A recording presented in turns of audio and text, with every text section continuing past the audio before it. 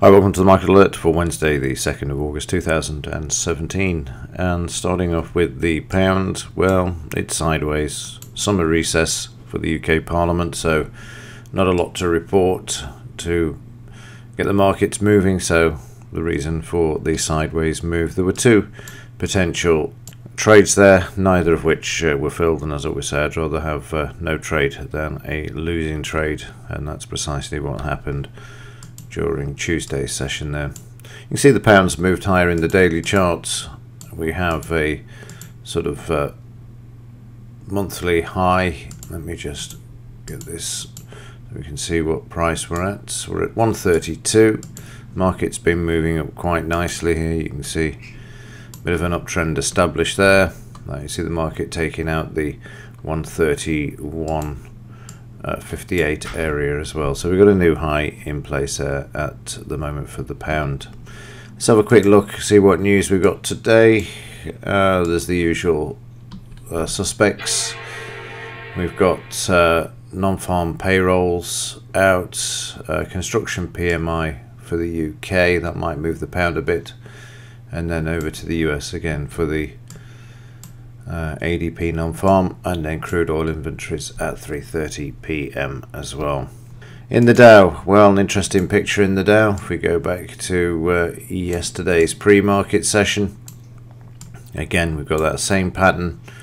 You can see this is what we looked at yesterday, where the market had attempted to trade up to the 22,000 level, and then later on in the morning, when it's quiet, this has become characteristic of these markets since they've been traded with algorithms and high-speed frequency trading.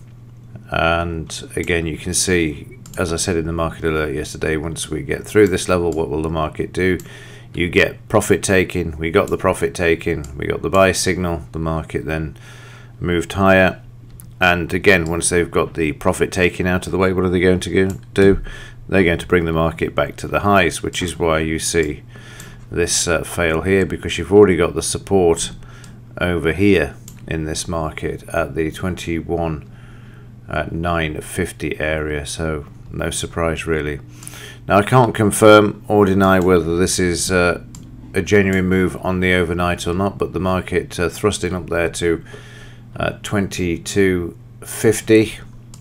The market holding at the 22,000 level at the moment. So in the daily chart, it looks like this, where you've got the market putting in another all-time high. If it isn't a bad tick, wait and see if this is changed, but it's possibly not. It's probably some sort of news item, or the Asian markets running the market up just to see if prices would hold, or if there was some selling around, just testing to see. But again, what's important here, the market continues to move higher, but it's moving higher on fresh air. The market's being forced higher by the computer systems in the quiet periods overnight and in the pre-market session, because there's less people to actually sell into it than when the market kicks in at 2:30. So onwards and upwards, and again this is reflected in the implied volatility.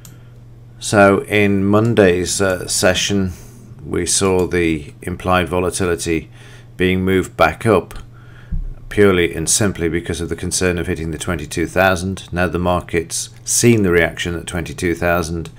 We're seeing the implied volatility move lower once again, so from 757 down to 699, and that's why you're seeing the drop. Now on Monday, of course, the implied volatility moved higher along with the market, which is not the case, or how it should be. The pattern is that the implied volatility moves lower as the underlying market moves higher, as you know. So here we've got a situation where the market's now moved higher and the implied volatility has gone lower. We've gone through that major psychological level of 22,500. The option sellers don't see this as too much of a concern, hence why we saw the implied volatility drop during yesterday's session.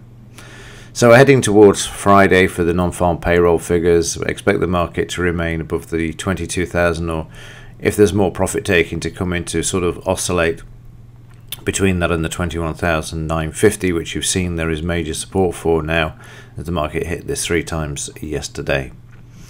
Right, that'll do it for today. There's not a lot to report at the moment. It's just a case of just giving a quick overview of what's going on, and as I say, the market waiting really for the non-farm payrolls on Friday.